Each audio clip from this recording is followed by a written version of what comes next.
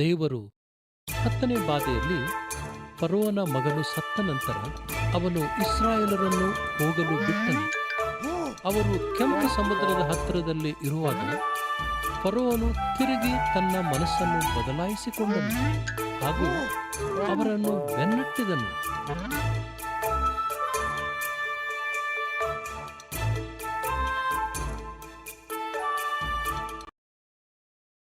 ಇಸ್ರಾಯೇಲರು ಫರೋವನ ರಥಗಳನ್ನು ಕಂಡಾಗ ಭಯಭೀತರಾದರು. ಆದರೆ ದೇವರು ಮೋಶೆಗೆ ಕೆಂಪು ಸಮುದ್ರದ ಕಡೆಗೆ ಅವನ ಕೋಲನ್ನು ಎತ್ತಿ ಹಿಡಿಯಲು ಹೇಳಿದನು. ದೇವರು ಬಲವಾದ ಗಾಳಿಯನ್ನು ಕಳುಹಿಸಿದನು ಹಾಗೂ ಸಮುದ್ರವನ್ನು ಇಬ್ಬಾಗ ಮಾಡಿದನು.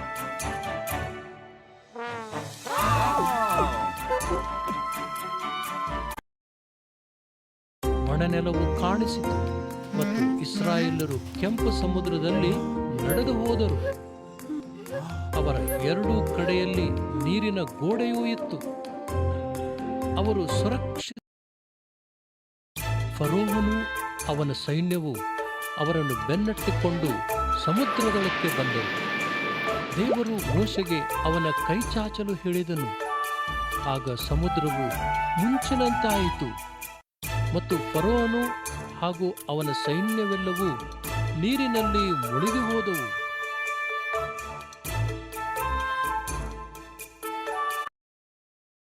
ದೇವರು ತನ್ನ ಜನರನ್ನು ಅರಣ್ಯದ ಮೂಲಕ ನಡೆಸಿದನು. ಅವರಿಗೆ ಊಟ ಮಾಡಿಸಿದನು ಹಾಗೂ ನೀರನ್ನು ಒದಗಿಸಿದನು. ಅವರು ಸೀನಾಯಿ ಬೆಟ್ಟದ ಬಳಿ ಗುಡಾರ ಹಾಕಿದರು.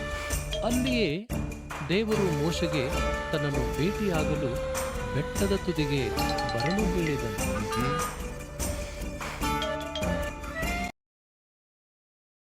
ಬೆಂಕಿ ಹಾಗೂ ಹೊಗೆಯಿಂದ ಸುತ್ತುವರೆದ ಆ ಬೆಟ್ಟದ ತುದಿಗೆ ಮೋಶೆಯು ಹತ್ತಿದನು ಹಾಗೂ ದೇವರು ಅವನನ್ನು ಭೇಟಿಯಾಗಲು ಬಂದನು.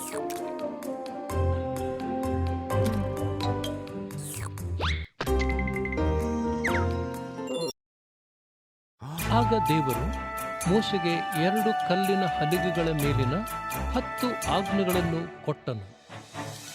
ಇತರ ದೇವರುಗಳನ್ನು ಆರಾಧಿಸಬೇಡಿರಿ, ವಿಗ್ರಹಗಳನ್ನು ಮಾಡಿಕೊಳ್ಳಬೇಡಿರಿ, ನನ್ನ ಹೆಸರನ್ನು ಗೌರವಿಸಿರಿ, ಸಬ್ಬತ್ ದಿನವನ್ನು ವಿಶೇಷ ದಿನವಾಗಿ ಪರಿಗಣಿಸಿರಿ,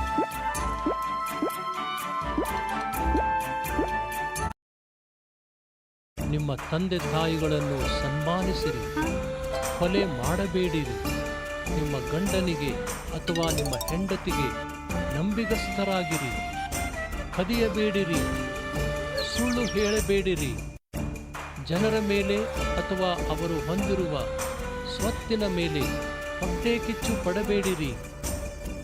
ಈಗ ಜನರಿಗೆ ತಾವು ದೇವರಿಗೆ ಹೇಗೆ ವಿಧೇಯರಾಗಬೇಕೆಂಬುದು ತಿಳಿಯಿತು.